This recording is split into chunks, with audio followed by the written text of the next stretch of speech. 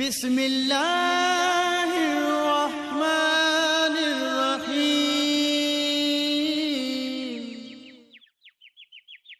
Ilmu dan mendalaminya.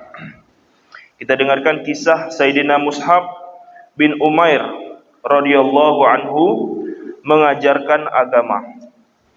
Kisah tentang Sayyidina Mus'ab bin Umair radhiyallahu anhu telah kita ketahui dalam bab ke-7 kisah ke-5 yang lalu. Ketika golongan pertama orang-orang Madinah memeluk Islam di Mina, baginda Rasulullah sallallahu alaihi wasallam mengirim Sayyidina Mus'ab bin Umair radhiyallahu anhu pergi bersama mereka untuk mengajarkan agama di Madinah. Ia selalu sibuk dengan taklim dan bertablik di Madinah. Ia mengajarkan Al-Quran dan masalah-masalah yang berhubungan dengan agama. Ia tinggal di tempat Sayyidina As'ad bin Zurarah radhiyallahu anhu. Sayyidina Mus'ab bin Umair radhiyallahu anhu dikenal dengan sebutan mukri atau pengajar agama atau ustad. Kalau di Arab Saudi banyak istilah ya. Mukri, ini salah satu termasuk yang bisa dikatakan ustad lah kalau di tempat kita kan, mukri. Sa'ad bin Mu'az dan Usaid bin Hudair adalah termasuk pimpinan suku di Madinah. Mereka tidak menyukai kegiatan para sahabat radhiyallahu anhum tersebut.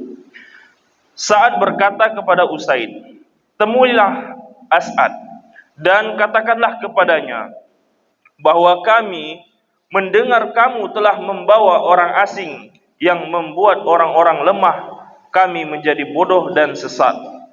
Maka Usaid pun menjumpai Sayyidina As'ad radhiyallahu anhu dan menegurnya dengan keras. Sayyidina As'ad radhiyallahu anhu berkata, "Dengarlah dulu apa yang ia ucapkan. Jika kamu menyukainya, terimalah. Jika setelah mendengarnya kamu tidak suka, maka tidak mengapa kamu melarangnya." Usaid menjawab, "Ini adalah pendapat yang adil." Ia pun mendengarkan Sayyidina Mus'ab bin Umair radhiyallahu anhu menceritakan kebaikan Islam dan membacakan ayat-ayat Al-Quran. Usaid berkata, "Alangkah bagusnya kata-kata ini. Adakah yang lebih bagus darinya? Bagaimanakah caranya jika ada orang yang ingin masuk ke dalam agama kalian?" Mereka menjawab, "Hendaklah engkau mandi dan berpakaianlah dengan pakaian yang suci. Lalu bacalah kalimat syahadat." Usaid melaksanakan itu semua dan menjadi seorang muslim saat itu juga. Ketika Sayyidina Usaid radhiyallahu anhu pergi menjumpai Sa'ad dan mengajak pergi bersamanya untuk menemui Sayyidina Mus'ab bin Umair radhiyallahu anhu, sehingga terjadilah dialog seperti di atas. Akhirnya Sa'ad bin Mu'az pun memeluk Islam. Begitu masuk Islam, ia pergi menjumpai kaumnya Bani Ashhal dan berkata, "Wahai kaumku, bagaimanakah pendapatmu tentang diriku?" Kaumnya menjawab, "Engkau adalah orang yang paling mulia dan paling utama di antara kami." Sayyidina Sa'ad radhiyallahu anhu berkata, "Jika demikian, haram bagiku berbicara baik dengan laki-laki maupun wanita di antara kalian sebelum kalian memeluk Islam dan beriman kepada baginda Rasulullah sallallahu alaihi wasallam."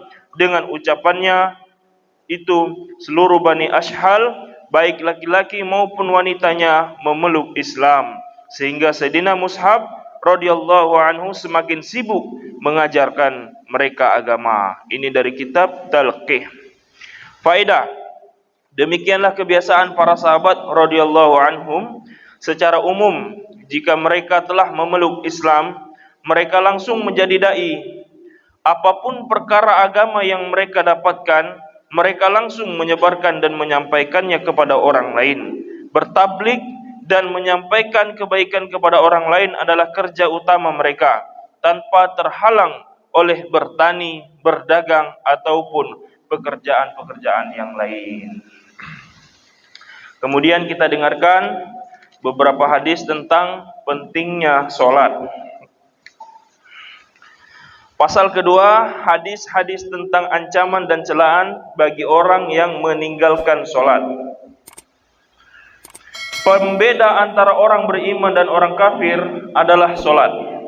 Hadis pertama, An Jabir bin Abdullah radhiyallahu anhu qala Rasulullah sallallahu alaihi wasallam bainar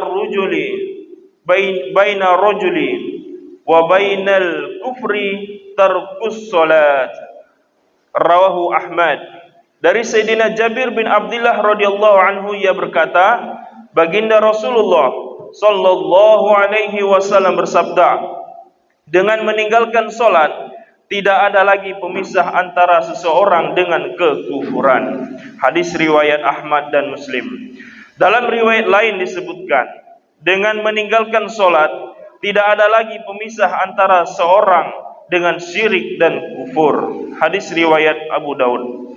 Dalam riwayat yang lain pula disebutkan, dengan meninggalkan solat tidak ada lagi pemisah antara iman dan kufur. Hadis riwayat Tirmizi. Faedah, masih banyak hadis lain mengenai hal itu. Baginda Nabi sallallahu alaihi wasallam bersabda, bersegeralah solat ketika hari mendung. Barang siapa meninggalkan solat, dia menjadi kafir. Maksudnya, jangan sampai karena cuaca mendung membuat kita tidak mengetahui waktu solat yang tepat, sehingga solat kita terlewatkan. Meskipun dapat mengkodoknya, hal itu termasuk meninggalkan solat. Betapa keras sabda baginda Nabi sallallahu alaihi wasallam sehingga beliau mengatakan bahwa orang yang meninggalkan solat dihukumi kufur. Meskipun sebagian ulama berpendapat bahwa hukum kufur dijatuhkan kepada orang yang meninggalkan solat karena mengingkarinya, bagaimanapun ancaman itu amatlah keras. Oleh karena itu, barang siapa hatinya mengagungkan baginda Nabi sallallahu alaihi wasallam dan sabda-sabdanya, maka peringatan itu sudah keras sekali baginya. Selain sabda baginda Nabi sallallahu alaihi wasallam di atas, para sahabat besar seperti Sayyidina Umar, Sayyidina Ibnu Mas'ud, Sayyidina Ibnu Abbas radhiyallahu anhum dan yang lain juga berpendapat bahwa orang yang meninggalkan solat tanpa uzur dan dengan sengaja berarti telah kufur. Demikian pula pendapat Imam Ahmad bin Hanbal, Syekh Ishaq bin Rawahi dan Syekh Ibnu Mubarak rahmatullah alaihi. Semoga Allah subhanahu wa ta'ala menjaga kita dari perbuatan tersebut. Ini dari kitab At-Targhib.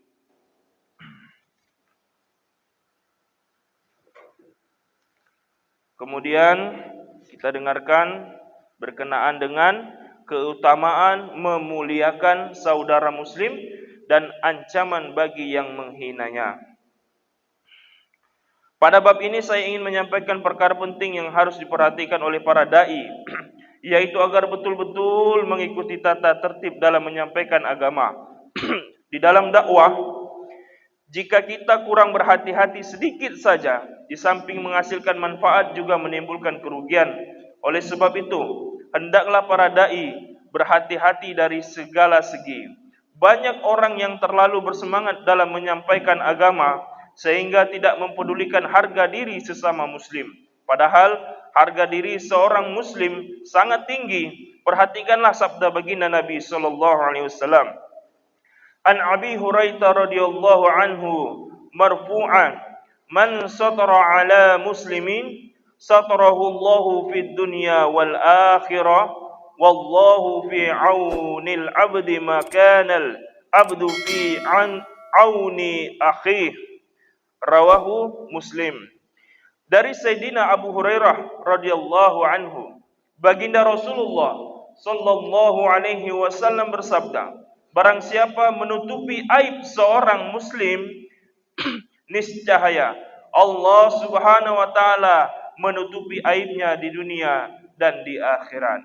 Allah subhanahu wa ta'ala akan menolong hambanya selama hamba itu menolong saudaranya. Hadis riwayat Muslim. Kita ulangi sekali lagi. Dari baginda Nabi SAW bersabda, barang siapa menutupi aib seorang muslim, niscaya Allah subhanahu wa ta'ala menutupi aibnya di dunia dan di akhirat. Allah Subhanahu wa taala akan menolong hambanya selama hamba itu menolong saudaranya. Hadis riwayat Muslim, Abu Daud dan lainnya. Dalam hadis lain disebutkan an ibni Abbas radhiyallahu anhuma marfu'a man satara aurata akhi satarallahu auratahu yaumal qiyamati wa man kashafa aurata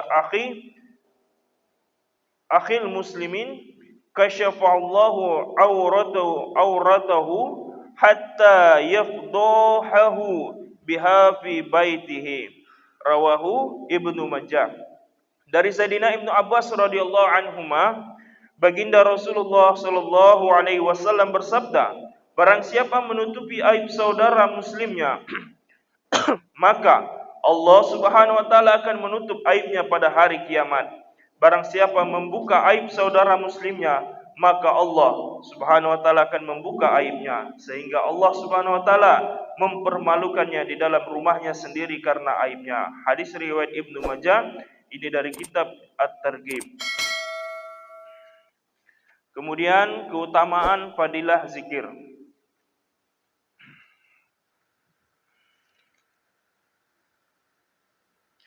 Hadis yang kelima, an Abi Hurairah radhiyallahu anhu qala Rasulullah sallallahu alaihi wasallam ma qala abdun ila illallah illa futihat lahu abwabus samai hatta yufdiya ilal arshi majtanabal kaba'ir. Rawahu Tirmizi.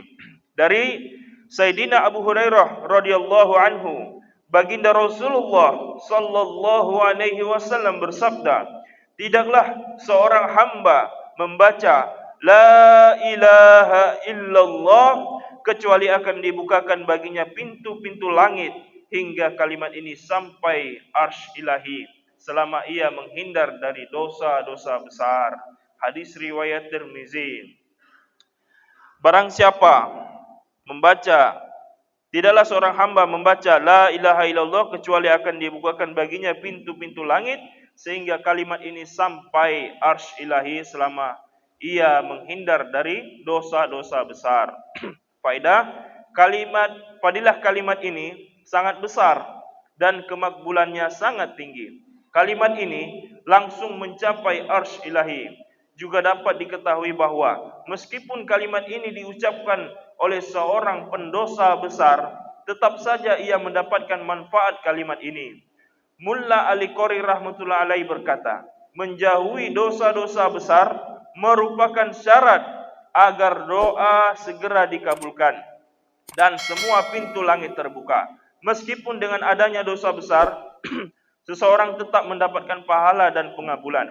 Sebagian ulama menerangkan maksud dari hadis ini ialah bahwa seseorang yang meninggalkan dunia dengan mengucapkan kalimat la ilaha illallah, maka pintu-pintu langit akan terbuka untuk memuliakan ruhnya.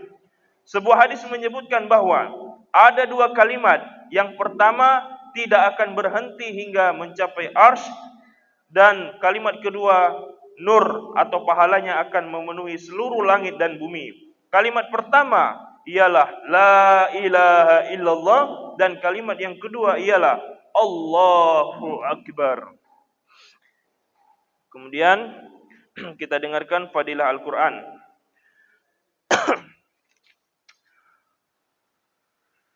Pahala membaca 10 ayat Al-Quran. Hadis yang ke-38. An Abi Hurairah radhiyallahu anhu qala Rasulullah sallallahu alaihi wasallam man fatara ashra ayatihi layalati lam yuktab minal ghafilin. Rawahu Hakim. Dari Sayyidina Abu Hurairah radhiyallahu anhu, baginda Rasulullah sallallahu alaihi wasallam bersabda, barang siapa membaca 10 ayat pada malam hari, maka ia tidak akan ditulis sebagai orang yang lalai. Barang siapa membaca 10 ayat pada malam hari, maka ia tidak akan ditulis sebagai orang-orang yang lalai. Hadis riwayat Hakim, sahih menurut syarat Muslim. Faedah, membaca 10 ayat pada malam hari yang hanya menghabiskan beberapa menit akan menyelamatkan orang yang membacanya dari digolongkan sebagai orang-orang yang lalai. Keutamaannya apakah yang lebih besar daripada keutamaan ini? Pahala membaca 100 ayat Al-Quran. Hadis yang ke-39. An Abi Hurairah radhiyallahu anhu qala Rasulullah sallallahu alaihi wasallam, man hafadha ala haula'i shalawatil maktubati lam tuktab minal ghafilin wa man qara'a fi lailati mi'ata ayatin kutiba minal qanitin. Rawahu Ibnu Khuzaimah, Hakim sahih menurut syarah Bukhari Muslim. Dari Sayyidina Abu Hurairah radhiyallahu anhu, baginda Rasulullah sallallahu alaihi wasallam bersabda, barang siapa membaca 5 solat fardu, maka ia tidak akan ditulis sebagai orang yang lalai. Barang siapa membaca 100 ayat pada malam hari, maka ia akan dicatat pada malam itu sebagai orang yang taat. Faedah, Syekh Hasan Basri rahmatullahi alaih meriwayatkan baginda Rasulullah sallallahu alaihi wasallam bersabda, barang siapa membaca 100 ayat pada malam hari, maka akan diselamatkan dari tuntutan Al-Quran. Barang siapa membaca 200 ayat, maka ia akan mendapat pahala ibadah semalam suntuk. Barang siapa membaca 500 sampai 1000 ayat, maka ia akan mendapatkan 1 kintar. Sahabat bertanya, apakah kintar itu? Beliau bersabda, senilai 12.000 dirham atau dinar. Itulah hadirin yang dimuliakan Allah Subhanahu wa taala, beberapa hadis tentang keimanan dan amal soleh telah kita dengarkan. Mudah-mudahan apa yang kita dengarkan barusan tadi bisa kita amalkan dalam kehidupan kita sehari-hari. Yang terpenting adalah diri kita dan keluarga kita. Dan apapun yang kita tangkap dari hadis tersebut, juga kita bisa menyampaikan kepada saudara-saudara kita yang lain. Balighu awalu walau ayat. Sampaikanlah walaupun 1 ayat. Demikianlah yang bisa kami sampaikan, mudah-mudahan bermanfaat. Lebih dan kurangnya mohon dimaafkan, dan kita akhiri dengan doa kifaratul majlis. Subhanakallahumma wa bihamdika asyhadu an la ilaha illa anta astaghfiruka wa atubu ilaik. Assalamualaikum warahmatullahi wabarakatuh.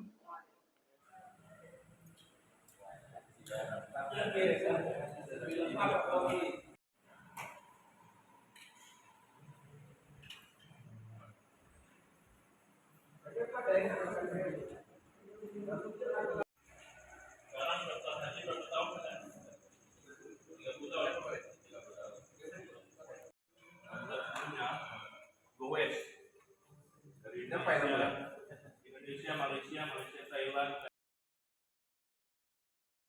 Sadaqallahul azim.